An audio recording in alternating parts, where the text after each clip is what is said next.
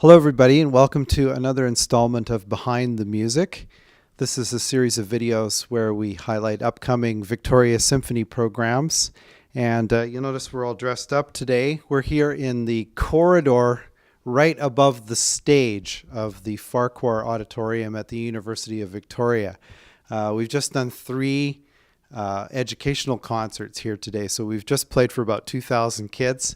Right before doing this. And those of you that are regular concert goers know that this is the venue that we use for the Classics series. Now, the Classics series is this 5 concerts that we do every year of music primarily written before the 19th century.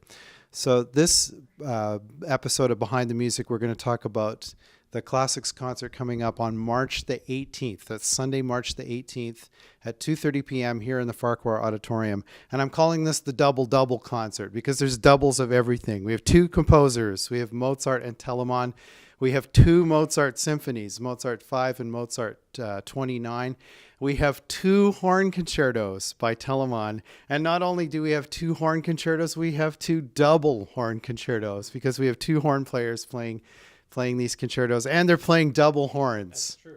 So this is the double concert, and I don't think I'm in danger of copyright infringement with that term because I don't think that term's under copyright. So I'm going to call it the double concert. So I'm here with 2 of our horn players, Alana Despins and Mike Oswald. Alana's our principal horn. Mike's our second horn. I hate calling anybody a second to anything. It always feels like it's a bit of a letdown calling you second horn, but. Well, I mean, it's a very different job. Yeah. The second horn is, in some ways, it colors the first horn, makes the first horn sound as good as possible. That's my job. But it also has a lot of interesting writing for it, especially in things that are back in this kind of repertoire that we're going to do. It's a very different style of playing. Those of you who are familiar with us know, too, that Mike was also acting principal horn for 2 seasons.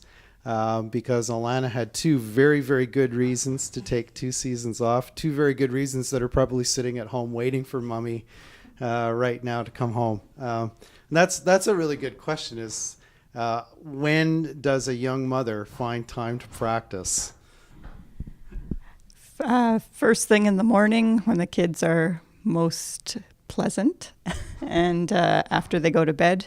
And after bed I take off and I go to the conservatory where I also teach. Okay. So you have like a little fortress of solitude that you can escape That's to. where I get most of my heavy lifting done.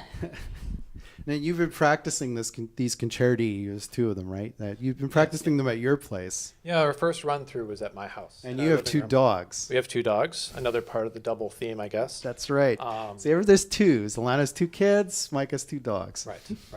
Yeah, so we were playing along, and the dogs were doing great until we got to one section where it was really starting to build up, and there was a lot of noise in the room, and it was really starting to get. And I think Daisy just couldn't help herself; she had to join in. So she ruined the whole theme and made it a trio. Well, there's something about horns and hounds that go together. I mean, that's a winning combination. That's a usual combination that we would expect. Well, to be fair to Daisy, she joined in when it was the main hunting horn episode. True. Yeah. Now, the horn, like a lot of people are used to seeing the modern version of the horn that orchestral players use, but originally they didn't have valves. Mm-hmm. So how would you play something like this without the benefit of all the extra technology in those days? You were just limited to what you could. You had to use your right hand in the bell. Can you demonstrate that? Can you play like part of a scale or something to sort of show with the hand stop technique that they would have had to use?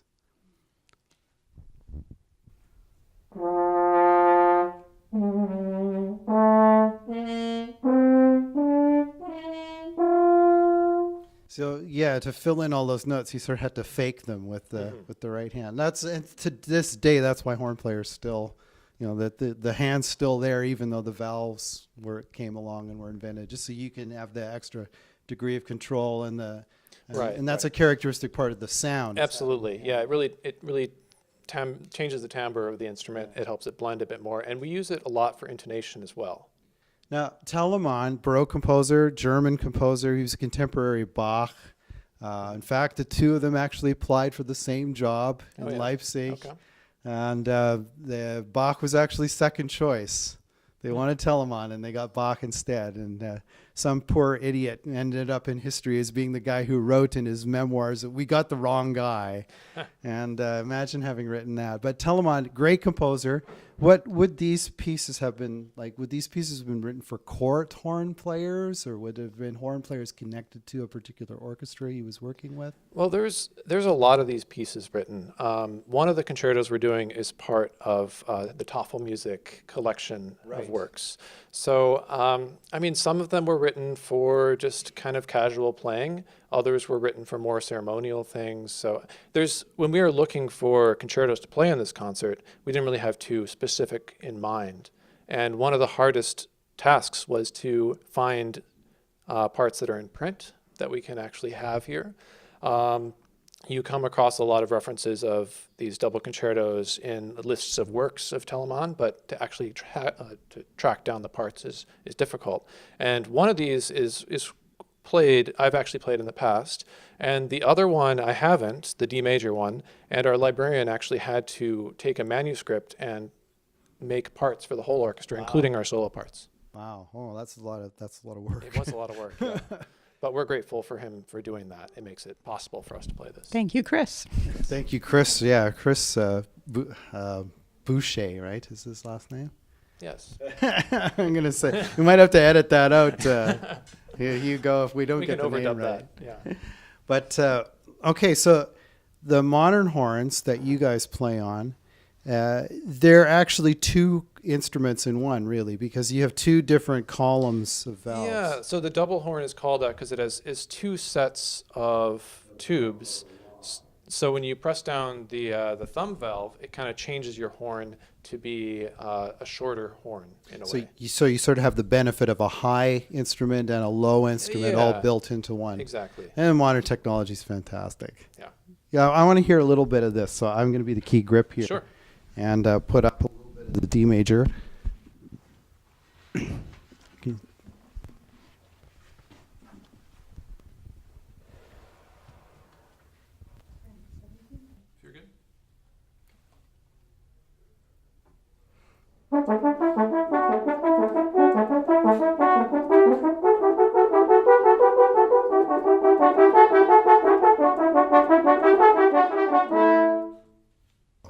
That's great.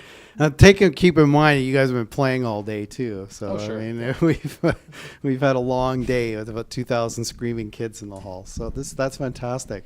That's fantastic. You can actually hear where that's influenced by, the type of hunting horn. You can almost imagine you on horseback. Yes. Yeah. I always imagine myself on Always horseback. imagine yourself on horseback. So there we go. So Sunday, March the 18th here at UVic at 2:30 p.m. Come and hear the double concert, 2 Mozart symphonies, 2 Telemann Horn Concertos with Mike and Alana. Hope to see you all there.